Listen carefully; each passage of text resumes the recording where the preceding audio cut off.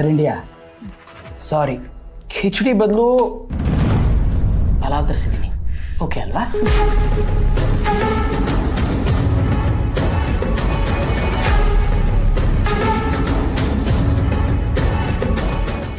ಇವತ್ತು ರಾತ್ರಿ ನಿಂದಿಲ್ಲಿ ಕೊನೆಯ ದಿನ ಮದರ್. ನಾಳೆ ಬೆಳಗ್ಗೆ ನಿನ್ನ ಶಿಫ್ಟ್ ಮಾಡ್ಬಿಡ್ತೀನಿ. ಯಾಕಪ್ಪ, ನಾನು ನಿಮ್ಗೆ ಹೇಳಿದ್ನಲ್ಲ ನಾನು ಯಾವ ತೊಂದರೆನೂ ಕೊಡಲ್ಲ ಅಂತ. ಅರೆ, ನೀನು ಇವಾಗಲೇ ಕೊಟ್ಟಿರೋ ತೊಂದರೆ ಸಾಕಾಗಲ್ವಾ ಮದರ್? ನನ್ನ ಹೆಂಡತಿಗೆ ನಮ್ಮಿಬ್ಬರನ್ನ ಬಿಟ್ಟು ಇಲ್ಲಿ ಮೂರನೇ ವ್ಯಕ್ತಿ ಯಾರೋ ಇದ್ದಾರೆ ಅಂತ ಡೌಟ್ ಬಂದಿದೆ. ಆ ಡೌಟು ಅನುಮಾನ ಆಗಿ ಅವಳು ಬಂದು ನಿನ್ನನ್ನು ಇಲ್ಲಿ ನೋಡೋದಕ್ಕೆ ಮುಂಚೆ ನಿನ್ನನ್ನು ಇಲ್ಲಿಂದ ದೂರ ರವಾನಿಸ್ಬಿಡ್ತೀನಿ ಮದರ್.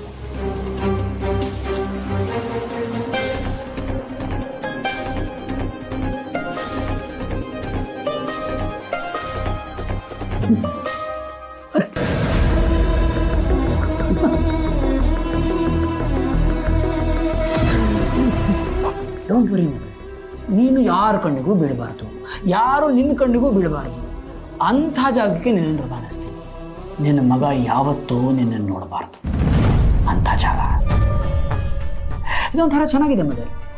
ತಾಯಿಗೋಸ್ಕರ ಮಗನ ಹಂಬಲ, ಮಗನಿಗೋಸ್ಕರ ತಾಯಿಯ ಹಂಬಲ, ಬೇಕಾಗಿರೋದು ಜಯಂತನ ಬೆಂಬಲ. ಆದರೆ ಅದು ಇನ್ನು ಯಾವತ್ತೂ ಸಿಗೋದಿಲ್ಲ. You will never get it mother, never. ಬೇಡಪ್ಪ, ಹಾಗೆಲ್ಲ ಮಾಡಬೇಡ.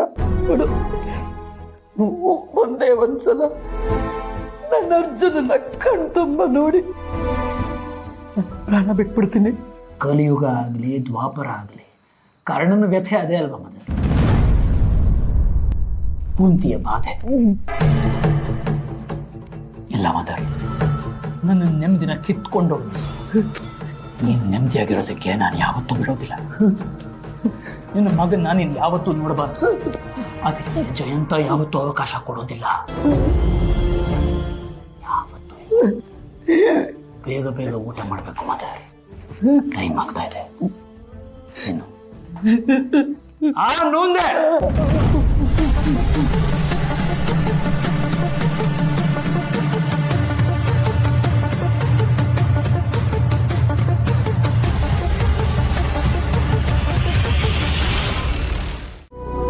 ಲಕ್ಷ್ಮೇ, ಸಿಂಚನ ಹೆಂಗವಳೀಗ? ಹೆಂಗೈತೆ ಅವಳ ಕಂಡೀಷನ್? ನಿನ್ನೆ ರಾತ್ರಿ ಊಟ ಮಾಡಿ ಮಲಗಿದ್ದಾಳೆ ರೀ. ಇವತ್ತಿನ ಪರಿಸ್ಥಿತಿ ಏನು ಅಂತ ಗೊತ್ತಿಲ್ಲ.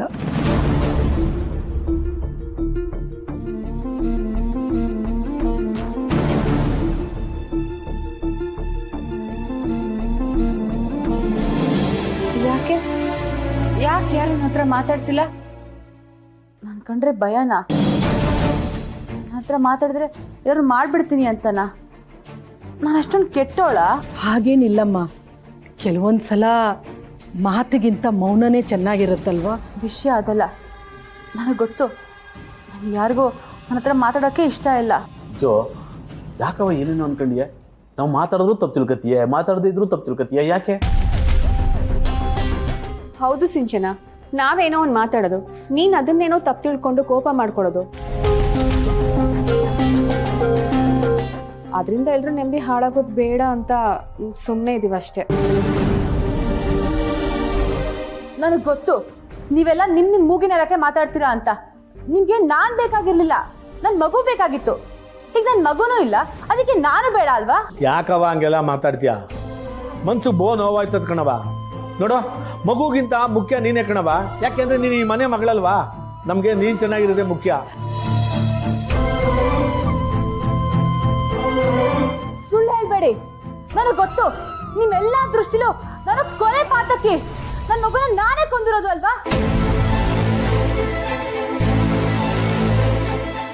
ಅಲ್ಲ, ಅದ್ ಹೇಗಾದ್ರೂ ಅನ್ಕೊಳಕ್ ಸಾಧ್ಯ?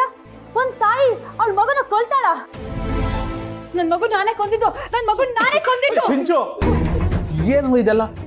ಸಿಂಚನ, ಹಾಗೆಲ್ಲ ಮಾತಾಡಬೇಡ್ವೆ. ನೋಡು, ಆ ಥರ ಏನು ನಮ್ಮ ಮನಸ್ಸಲ್ಲಿಲ್ಲ. ನೀನು ಯಾರೋ ಏನೋ ಹೇಳಿದ್ರು ಅಂತ ಮನಸ್ಸಲ್ಲಿ ಇಟ್ಕೊಂಡು ಹೀಗೆಲ್ಲ ಮಾತಾಡಬೇಡ್ವೆ.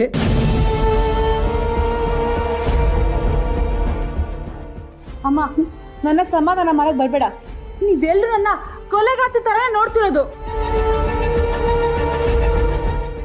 ಮಾವ, ಇನ್ನೂ ಲೇಟ್ ಮಾಡಿದ್ರೆ ಸಿಂಚನ ಏನಾದರೂ ಹೆಚ್ಚು ಕಮ್ಮಿ ಮಾಡ್ಕೋಬೋದು.